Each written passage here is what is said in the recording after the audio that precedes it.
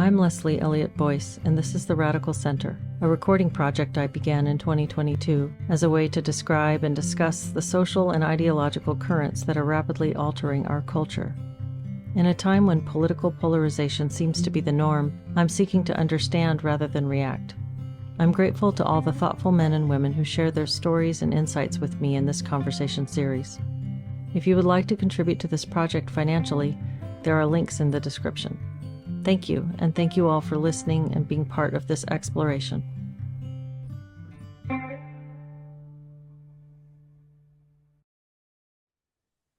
Today I'm speaking with Katie, and Katie, you were actually the first person that I ever recorded a conversation with for this YouTube channel. That was a little over 2 years ago, and it was right after I started to post about my concerns about the counseling field. And you reached out to me and we recorded a conversation about your experiences as a graduate student.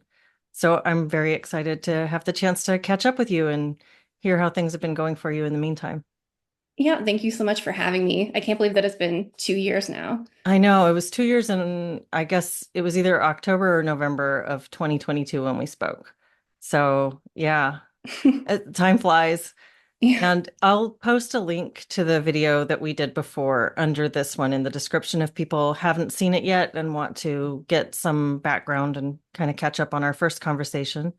But at that time, you were still a graduate student like me, and at least I think you were, or maybe you were in your internship. And so, yeah, would you fill us in, like maybe recap what your experiences had been up to that point, and then what has happened since then for you with your counselor training? Yeah, absolutely. So, at the time I had completed most of my graduate training. I had already done my practicum, so all that I really had left was my internship. Things were kind of like delayed because I had some health issues that had to take a couple leaves of absence and things like that. Mhm. So there was a gap between my practicum and my internship. But up until that point, I have been going to NYU, so I went online, but NYU has a program where you have like live classes and things like that, and then you're placed in your like physical location that you're at for your internship and your practicum. And when I had talked to you, this is when I was like really, I think, understanding that like what I was seeing was a bigger problem than just like my program. At first, when I started, I really had no idea that this was like critical social justice and what people call woke, um, was kind of embedded from the top down via, you know, accreditation, licensing, things like that. So at the time, I really thought it was more like a cultural thing. And so when I saw that you had posted that video about, I guess it was like your multicultural counseling course, I believe, Mhm. and going through the textbook and things like that, I thought I'd reach out and kind of offer my support because I did feel like I had that experience as well. And now that it's been a couple years and I've been like more engaged with other people who are counselors who have similar concerns, really seen what a really significant problem this is, and it's not just an isolated like individual therapist, even though that is like certainly a problem. It's that it's sanctioned from the top down, built into training, built into accreditation, built into how you get licensed to the point where it's almost, I mean, I don't want to say impossible, but it's increasingly difficult to get licensed and not at least assent to some extent to this ideology. Mm-hmm. Yeah.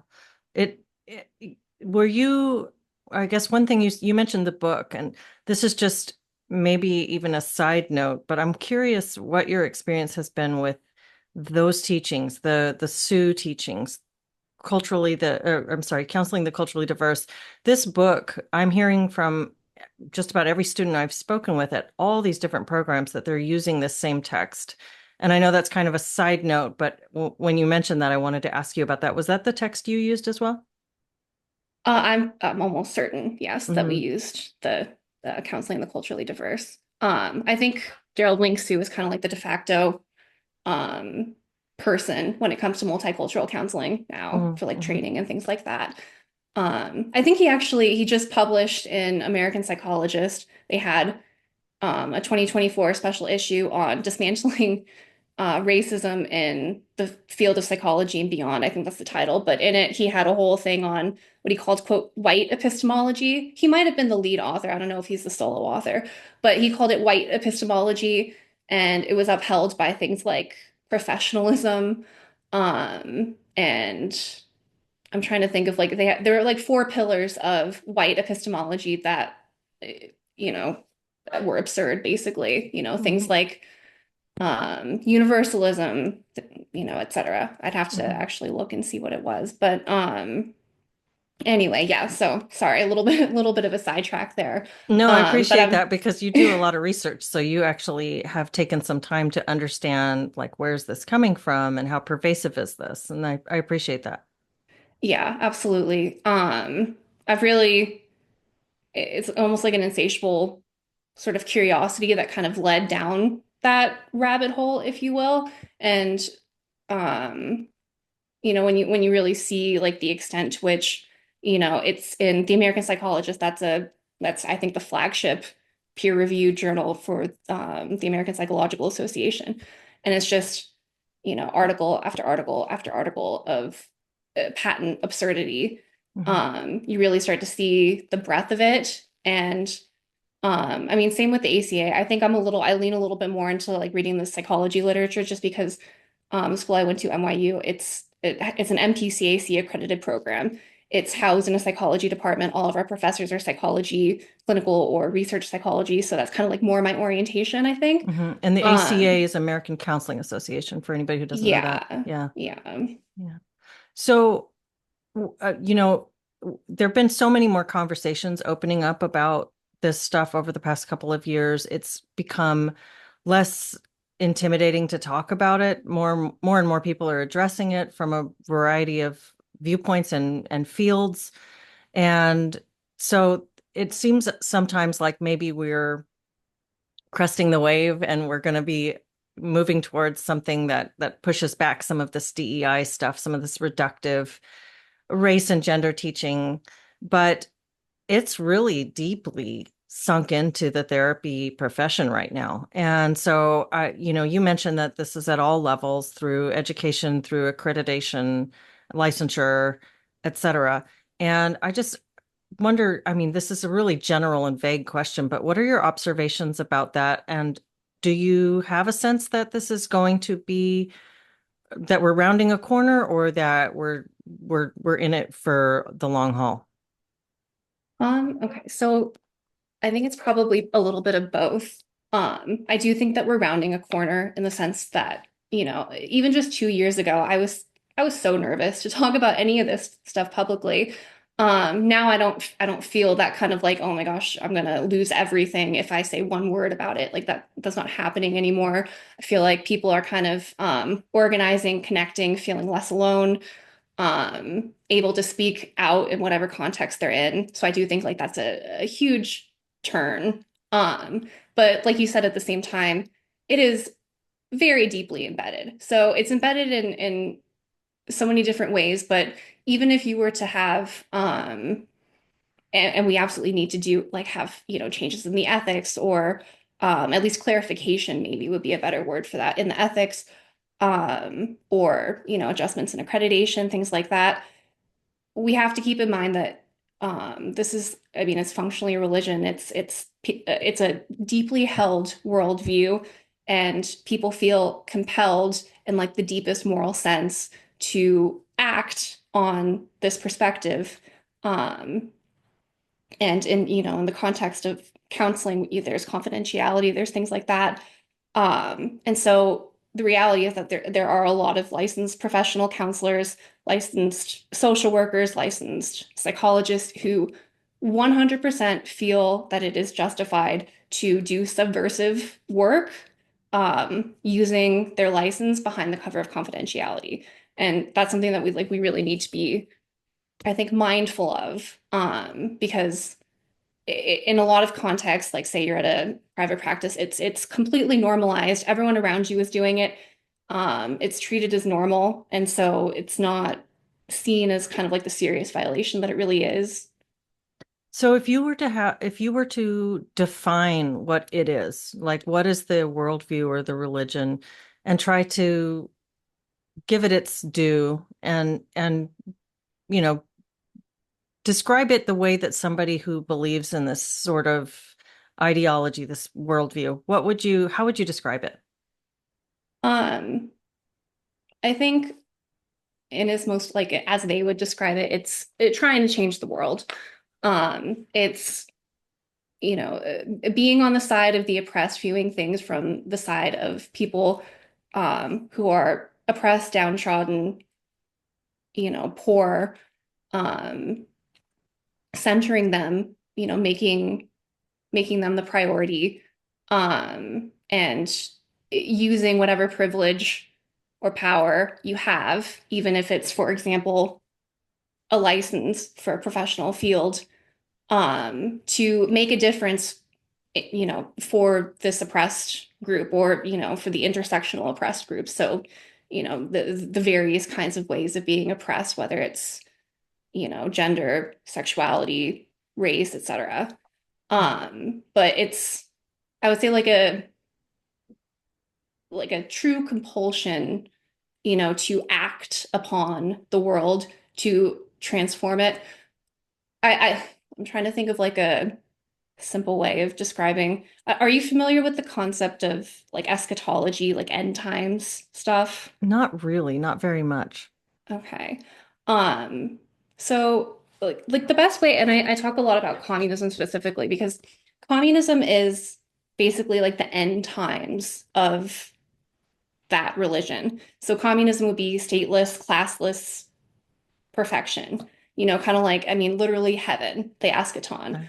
Okay. So it's trying to bring that into the world through repeated successive revolutions, so um, like through critique, by criticizing things, Mhm. you're kind of tearing down the bad and uncovering the good. So that's why, for example, it's always problematizing, critiquing, etc.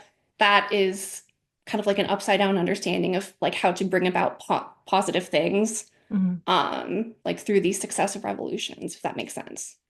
Yeah, I think it does make sense. So in order to take a stance that one needs to change the world, you have to start from a premise that the world needs changing, that there's something wrong. And then if you're always trying to center the oppressed or the marginalized, that's there's a supposition there that any inequality is due to unfairness. And so you're trying to level things out. So you're always trying to level the playing field. Yeah, yeah. And I think you bring up a really important point in that, that inequality is somehow unnatural, or like not the natural state of things. And I don't want to say that in the sense that I think like it's natural or good, but in the sense of like the belief that, I mean, really like an Eden, like an Edenic perfection is the natural state of the world. This is some kind of wrong version, and that you Mm. need to actively tear things down. And it's also I've heard it described as like not that. Like they can't describe what they want. All they can describe is what they don't want. And it's Mhm. so until you tear all of the bad things down, you're just gonna get this like little seed of divine perfection in the Mm. rubble. Interesting. It seems like on the small scale, this makes sense. Like if you're a mother with your three or four kids or whatever, you want to try to make things as fair as possible for your kids. So on the small scale with individuals, fairness and trying to even things out is a positive thing. But when we go to the group level, we're selecting some things to even out, but we're ignoring so many other factors when we do that. And so it ends up creating these imbalances everywhere that are ignored by the ideology. So like if you choose race to be your one factor and you level things out by race and you start to privilege people who are in racial categories that are um, systemically or historically marginalized, then you're uplifting these people and suppressing these other people without regard for the individual's varied experiences. So there's it's interesting because it turns a blind eye to so many factors that are really important to individual development and expression. Absolutely. And I think like you bring up something really important in that as well, is that there's a natural like it abuses or it feeds on people's natural desire for justice and to improve the world. You know, that's not in itself a bad thing. It's sort of uh like turned into a parasite or like metastasized almost into like unrealistic demands upon the world. Like we're still limited by the context of reality. You know, we cannot make reality perfect. That's just a fact of life. So it's like switching that, and then it's also um kind of like taking advantage of people's like really sincere desire to do better. Mhm. Like I think a lot of people who are doing, like consciousness raising in sessions, like don't in like 100% do not think that they're like imposing it upon somebody, like they're taking their ideology and imposing it upon them. They're just picking up on, various challenges and experiences, employing like sincere empathy and genuinely believing that if they like raise their consciousness, to go be an activist, that they're truly helping that person and they're giving them a voice and power. So I think it makes it very complicated. And I also think it makes it like very like subversive. Mhm. So why could you talk a little bit about why you feel that this kind of worldview is inappropriate for therapy? Yes, absolutely.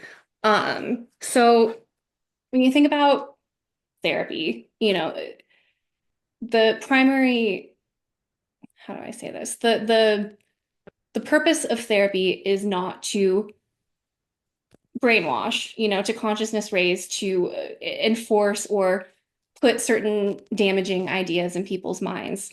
Um, Obviously, there are a variety of different approaches. I think, I don't think social justice in itself is entirely inappropriate in the context of therapy, depending on like the circumstance. Certain people, maybe that is, a realistic source of discussion. Maybe somebody really, really has like legitimate concerns with racism, with things like that.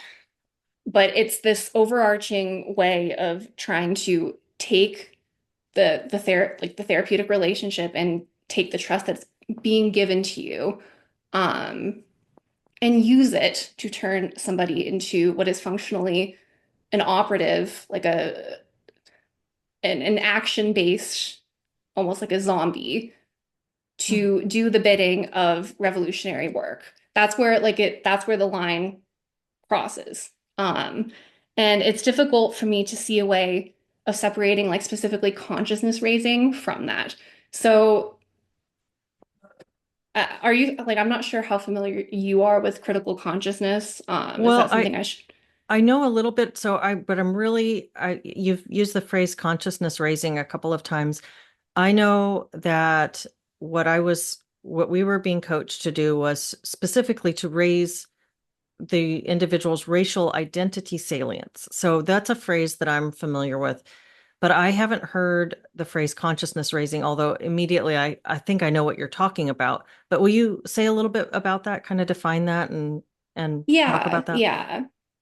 So I've never heard the Salius. That's not how it was put to me. It's just Okay. critical consciousness. So critical consciousness is awareness of systems of inequality, yeah, these dynamic systems of inequality and power.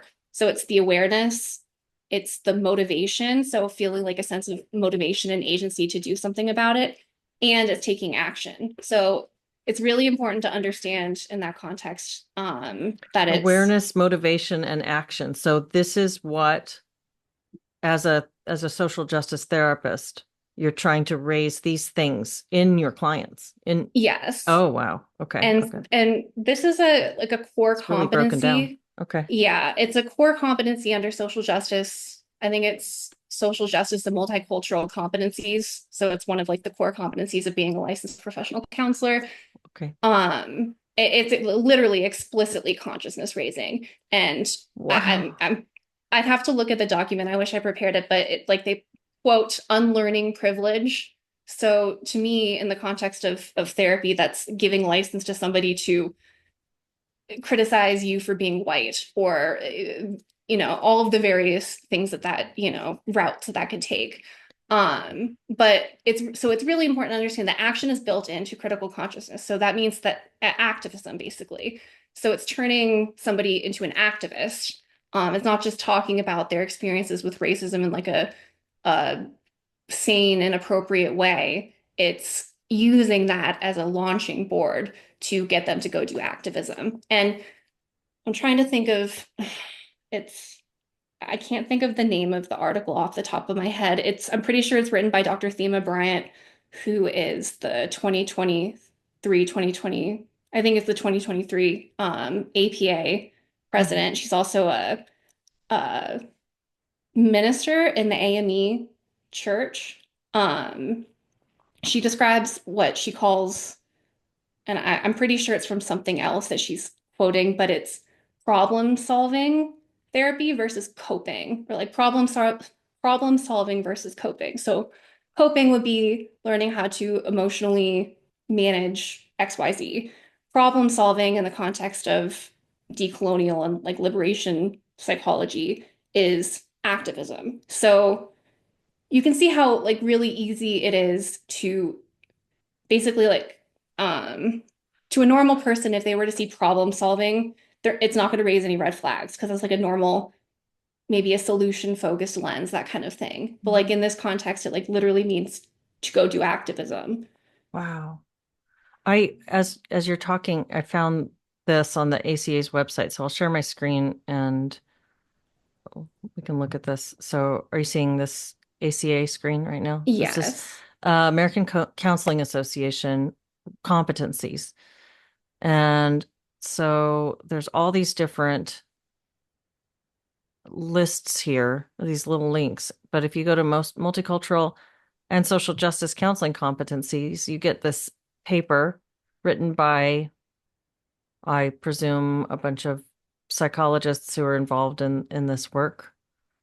And one of the first things you get when you scroll, and I'm not going to read this whole thing because it's really is this thing that I remember seeing in graduate school. We had to look at this. Is this a graph you're familiar with as well? Yes. This was actually shown to us, and you've got the privileged counselor, the marginalized counselor, the privileged client, and this is telling you how to orient yourself toward your client based on identity characteristics. And okay, so here's the counseling competencies. So multicultural, and this is required. These are required competencies for counseling.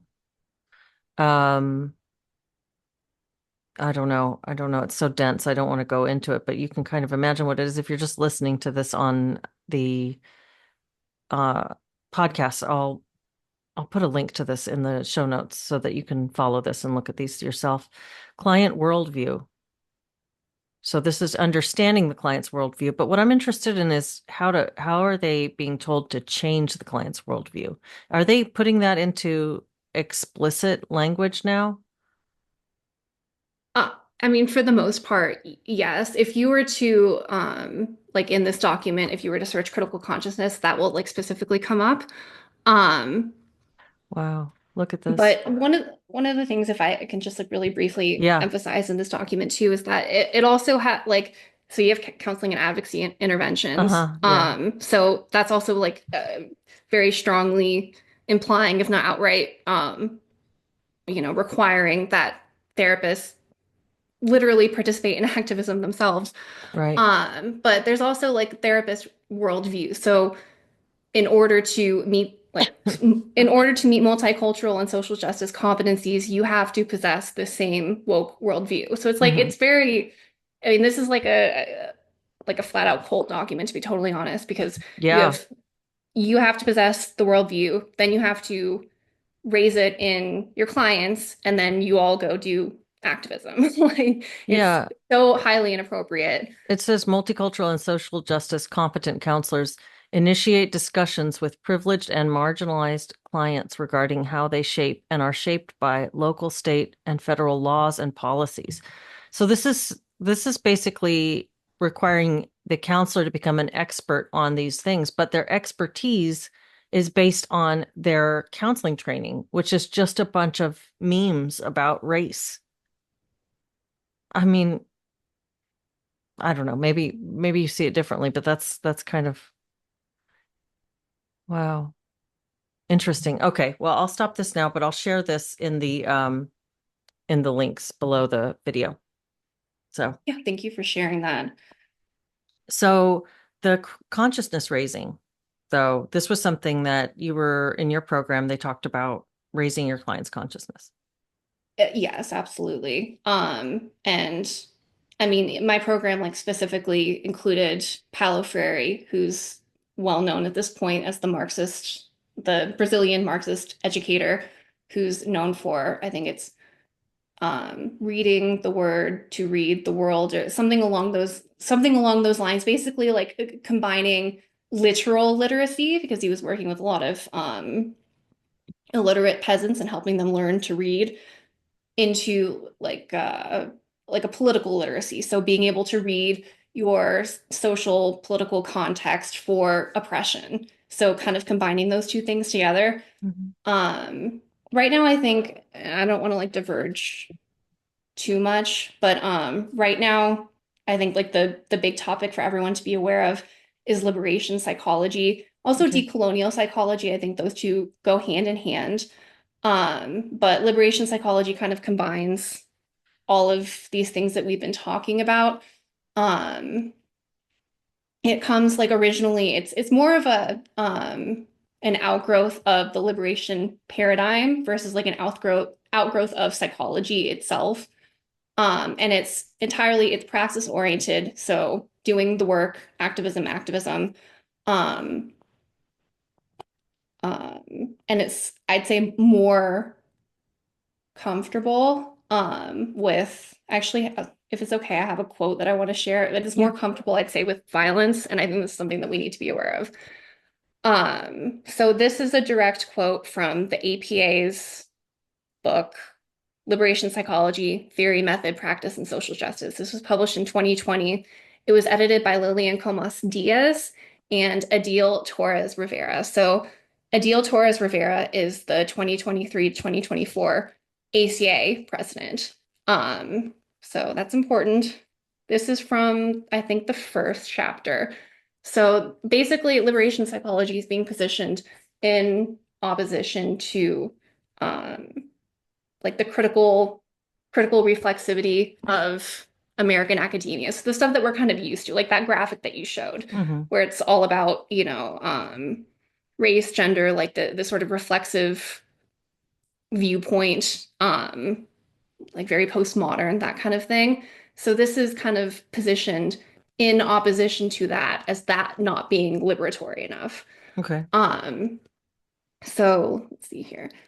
As her and Lacerdo pointed out, the hyperdevelopment of critical reflexivity, as found in European and North American critical psychology, was insufficient for the construction of a truly liberatory psychology. Instead, they argued the precedent of insurgent social movements, in parentheses, including the armed struggle, was a necessary example for action-oriented psychologies of liberation that address themselves to the oppressive social realities of the countries concerned. So there's a fairly explicit acknowledgement of comfort with Hmm. armed struggle. Hmm. Um, and just like really quickly tying this in with decolonial psychology. So decolonization, um, it's functionally, I don't know how to say this mildly, I guess. It's functionally like blood magic. It's almost like ritual rebirth through the murder of the oppressor by the oppressed. And that's Hmm. literally what decolonization is at its core. I have not prepared any direct quotes, but I'll go on after this on Twitter and like reshare some of these direct quotes from Frantz Fanon. But really important to understand that there's a very explicit violent element in decolonization Hmm. that I mean you absolutely cannot you can't separate from that. So when you have, for example, Adil Torres Rivera or Thema Bryant, these really prominent psychologists and counselors, head of the APA and the ACA, talking about decolonization, there's no way of separating that from like the very serious implications that kind of come along with that. Now, I'm not saying that they're personally advocating for that. I'm saying that this gives cover for people, the various therapists who 100% are aware of what these things mean and will use it as an opportunity to raise consciousness and even like seriously radicalize their clients. Wow, that is really intense. Um, Yeah. so how is this now shaping the training of therapists? How is this actually shaping the work with clients? Is this getting into all of that, or is this more a theoretical thing that some people are trying to promote and trying to get to take off? What's that like? So this is heavily in the literature. I Mhm. think this is published in The American Psychologist, things like that. I think this is the shift. I think it's going to be pushed more and more, probably in training, probably in continuing education, things like that. Um, At what for point does the whole enterprise just break apart? Because this is so antithetical to a lot of the other material that's still being presented to counseling trainees. Like when you do your skills trainings and when you study theoretical orientations, and then it's already bizarre that in the middle of all of these other more classically oriented psychological trainings, you get presented with something like that marginalized client, marginalized counselor graph. So that's already jarring and like this artificial graft onto this counseling program. So if you start to present this liberation psychology or decolonization stuff more heavily, how does that integrate into therapy training at all? so it's difficult for me to speak specifically about the training because I'm not so sure that this is going to be, I mean, probably in the near future, it's going to be more explicit. It's gradually being, like, for example, Adil Torres Rivera explicitly mentions decolonization and then alludes to recovering historical memory, which is a concept from liberation psychology. So these Oh yeah. concepts, I think, basically, I think the concepts like recovering historical memory, um, testimonios, which is like Mhm. another tool from liberation psychology, like these are going to be brought into maybe continuing education or training. Those were actually part of my counseling program. They Oh, did talk wow. about this. But it was more like off to the side. It wasn't part of your required coursework. It was these were things that were being sent to the students from the Justice and Leadership Council, sort of on the side, along with your invitations to join a white accountability group or a BIPOC affinity group. Mhm. Okay. Surprisingly, this was not, well, my program was like, I think it was explicitly decolonized, which I didn't realize until like way too far into it. And I know I apologize as I haven't really talked as much about my program as I kind of thought that I would. I got a little bit sidetracked on like these more maybe explicit The meta topics. stuff, yeah. Yeah. But like one of the things that I've learned from my program, and I will say, like looking back, I have a lot more appreciation for the program than I did when I was in it, and I was really frustrated by all the woke stuff.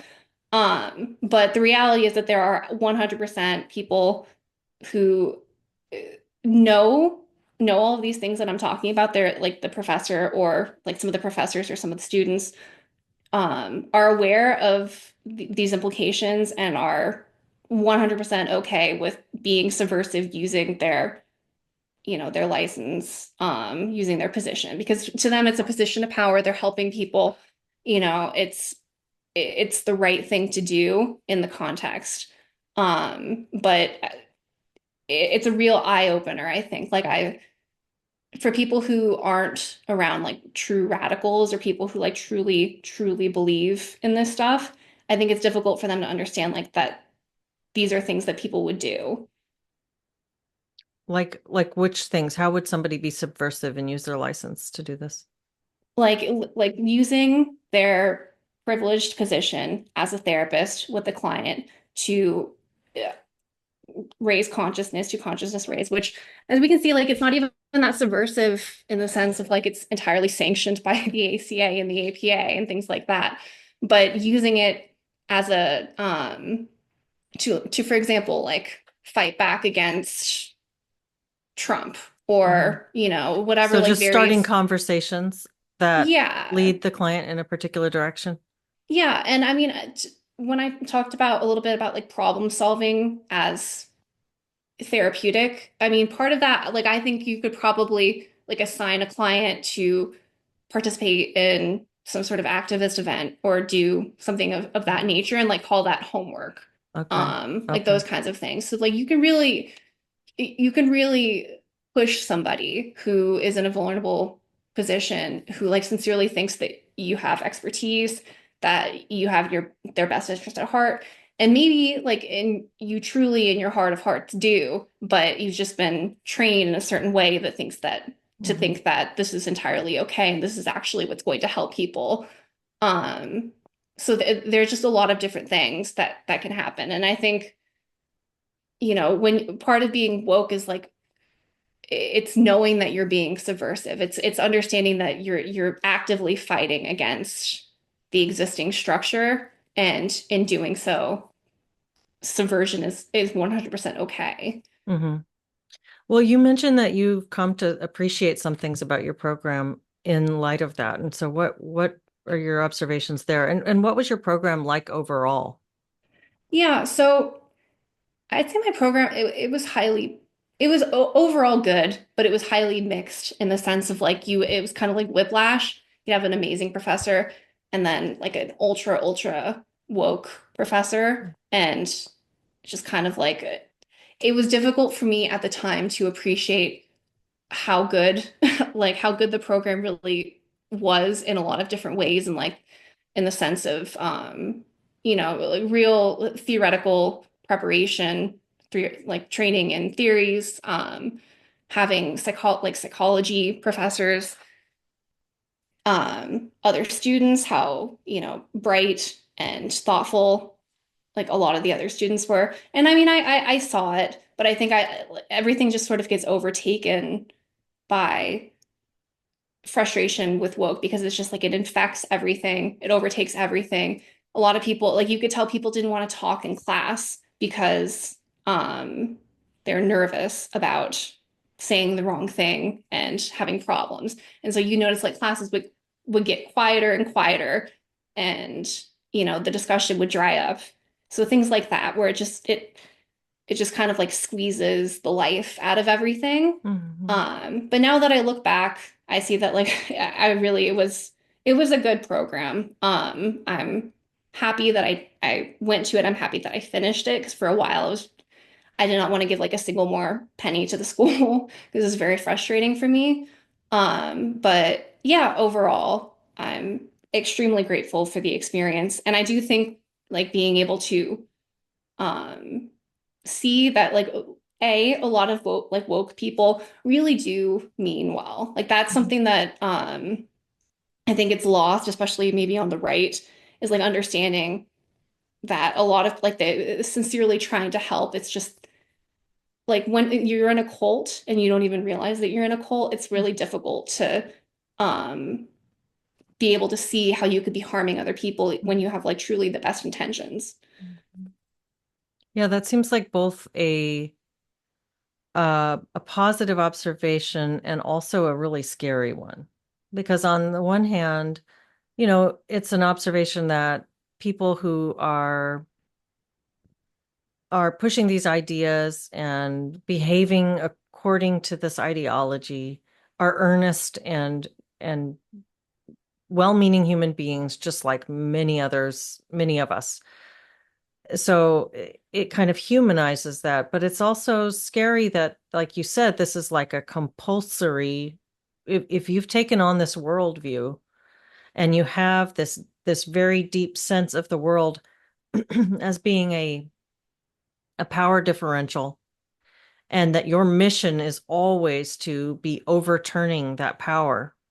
And it's really, really deeply heartfelt and well intentioned, then that's kind of terrifying, especially when you think about this in the hands of educators and psychology professionals. Yeah, absolutely. That's such an important point. Um, and I think like the phrase like the road to hell is paved with good intentions, that kind of thing. I mean, it really is like a truism, but it's difficult to understate the endless amount of motivation that comes from feeling like you're doing the right thing. Um, and as you start having more like reactions from the right, sort of this back and forth dynamic, it'll just kind of feed itself, and possibly like get increasingly out of hand. Yeah, there's a quote about a tyrant, like that the tyrant comes always with the intention to help. I can't think of it right now. If I think about it, I'll plug it into the video description. It's a very, very good one. But yeah, it's these observations are really great. Thank you so much for sharing this. And I'm also, just to reflect back what you said about your school, it sounds like you at the time experienced a great deal of frustration due to the social justice rhetoric that you were being taught and the inconsistency. So you'd have a good professor and then you'd have one that was really pushing this, which is something that I noticed in my program as well. Over time, you feel like it was more good than bad. You're glad that you went through the program. You feel pretty positive about it when you reflect back, but you do remember certain elements that were concerning, like uh the silencing of discourse, the tightening down, as you put it. And that's really interesting because you would think, I guess I had this sort of presupposition about graduate school based on what I had, I guess, what I'd experienced in undergrad and what you hear, just like you hear this as sort of a, wow, when you get to college, when you get to grad school, people share ideas. It's this great space of intellectual exploration. You're going to have amazing discussions. I was in when I was in high school, middle school, I was in these gifted programs where they'd get you together and then you just have these big talks. Like the teacher would lead everybody in these these intellectual explorations. And it was really cool. And that was what I was led to believe. Oh, college is going to be like that. And graduate school is going to be even more like that. You're just going to really be opening up and finding your mind challenged and expanded. And I had a similar experience to what you're describing there, where it was a closing down. It was a shutting down of thought and a shutting down of dialogue. And I think it's just I I wonder how recent that is. It seems like a great tragedy. It absolutely is. And I think it, like part of it too is almost like we're doing it to ourselves, at least like from my observation, like people were more self-censoring. I mean, it's certainly like an environment that's intentionally fostered, maybe not Mhm. intentionally, but it ends up being fostered when you have this kind of overarching woke Mhm. backlash to anything that you say. Mhm. Um, but when everyone sort of silences themselves, I think that like has more of uh, like a um mental, spiritual, whatever you want to like it affects you more when you know that like you're shutting yourself up. Like it feels worse. You Mhm. feel um like honestly for a long time like I felt I not necessarily like a liar, but like I just like if I had something to say, I wouldn't say it, that kind of thing. I think it was Dr. Peterson who made some comment along the lines of like, if you have something to say and you don't say it, like you're kind of lying to yourself, something like Mhm. that. Um, but when you're in that kind of environment, like you really feel that, like you feel the compression, you feel like your mind being split into, you have like on the one hand, it's like, well, you know, I just want to get through this, eye on the prize, Mm-hmm. help people. I have this other great professor, I'm learning a lot, whatever, but then it's like, okay, well, I'm sacrificing like a huge part of my dignity by not being able to talk about things or pretending to go along with things. And so that really, I think that had like a more significant effect on people than, maybe we realize. Mm-hmm. What is your advice for a student right now going through a program like this and experiencing a lot of that emotional and mental struggle? Well, I just say hang in there. Um, weigh probably what is worth it to you. So for some people, maybe going through a program like that weighs so heavily on their soul that it's not right for them, and that's okay. And maybe for others, you get through it, find a good place to work, a good place to do your internship, things like that, and find your niche, and it'll make it kind of worth it. But definitely, I'd say like don't sacrifice your soul in the way of, assenting to things that you don't believe in, um, going along to get along, things like that. I think that's where it really starts to break down. If there are ways that you can get through it by finding people to connect with, people, who are sharing similar challenges, things like that, ways of just kind of coping, like that's one thing. But when you start, really feeling like you're sacrificing who you are, that's when you need to probably check in with yourself and think about what the right way forward is. Mhm. And what's it been like for you as you've come out the other end of it? Have you felt like you had to deprogram yourself? Did you go through a period of emotional struggle after going through this experience?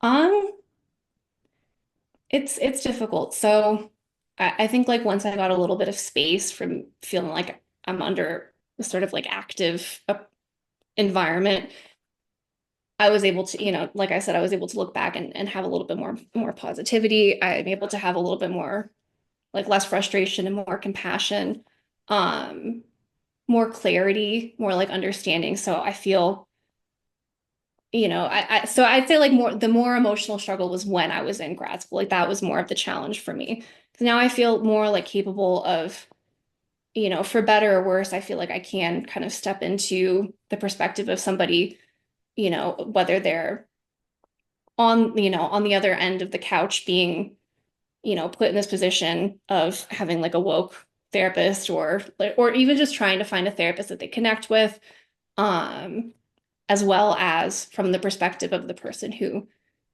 has essentially been indoctrinated into a, cult and probably has for a long time. Like a lot of people, this has been their whole lives, from elementary school on. This is kind of like put on us. So it's the water, the air that they breathe, and they don't necessarily realize that it's, a little bit off. And so I feel like I have a lot more, like I can step into both ends. But like when it comes down to it, like obviously my priority has to be the safety and dignity of the client. I mean, that's just is what it is.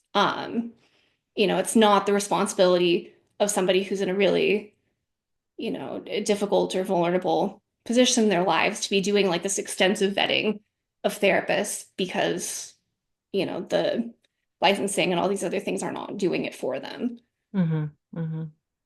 Yeah, I was going to ask you what you would suggest to clients as well for finding a therapist who's not going to push this stuff on them.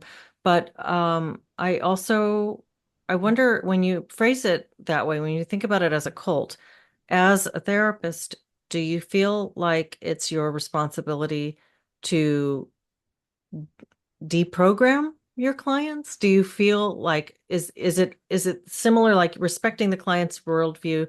Does that include respecting their woke worldview and helping them around that without trying to insert your own ideology? I mean, just curious what your thoughts are.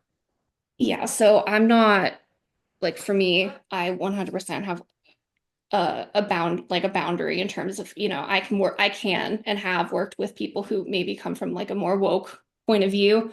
Mhm. Obviously, there are like specific circumstances wherein people are they're coming with problems. That problem, and I'm not necessarily speaking from experience, but like that problem relates to being in this harmful context. That's Mhm. one thing. But if people are coming with, basically it's a case by case thing, which is Mhm. not like a very satisfying answer. But if people are their politics are not, necessarily impacting whatever problem they're coming to you for, like that's a completely different thing. Mhm. And that's also like why this is so difficult, because there are so many circumstances where like these lines get blurred. Things aren't so cut and dry, and therapy is, it would be as ideal as, to have these like cut and dry rules. But like I do think by and large you can say that um actively seeking to conscientize somebody coming for help, very like firmly wrong, I think. Mhm. And so then just to follow up on that, what would you say to someone who wants to work with a therapist but wants to avoid a consciousness raising therapist, or suspects that the therapist that they are working with is trying to kind of push these things in session? Um, so I'd say like look, you can probably even just Google like non-woke therapist, and you might find a variety of different like databases or groups that can help you find somebody. Maybe look for like on like Psychology Today or various ads, look for things that might indicate to you that that's foundational to their practice. I'm trying to think of like really obvious red flags. I mean, I'm struggling to think of like specific wording, things like Yeah, that. like pronouns in the um bio kind of thing. yeah, yeah. Yeah. But there are like, and this is really important for me to emphasize, is that because I see so much people saying like I've given up on therapy, Hmm. therapy is a waste of my time, or it's and like that. I don't blame people for having this perception, because I do think we're in like a really serious situation, and that it is extremely challenging to find. I mean, even in a good situation, it's difficult to find a therapist that just like clicks with you, Hmm. let alone having to navigate like all of these extra problems and stuff like that. But I would just encourage somebody who is interested in therapy, like just keep trying, like try another person. Eventually you'll find the right fit, but it's not always easy. And I do think it sucks that that kind of burden is placed on somebody that needs help and has Hmm. limitations in getting that help. Is there anything that you would suggest that a prospective client might ask during a pre-session consult or in an email? Is there what could somebody ask you that would be a really easy way for you to indicate, no, I'm not on board with that? Um, it's a good question. Honestly, like it's never really occurred to me to have to, speak like against it, because it's almost like a Hmm. default, like not imposing like Hmm. politics is like such a default in my mind. Hmm. Um, I mean, I might, you know, I don't know. Is there like a way of indicating an apolitical, like this is apolitical space in this room? Like I'm not here to impose right or left ideology. I mean, I don't know. Maybe that's It, too overt. Maybe that's just too blatant a phrasing.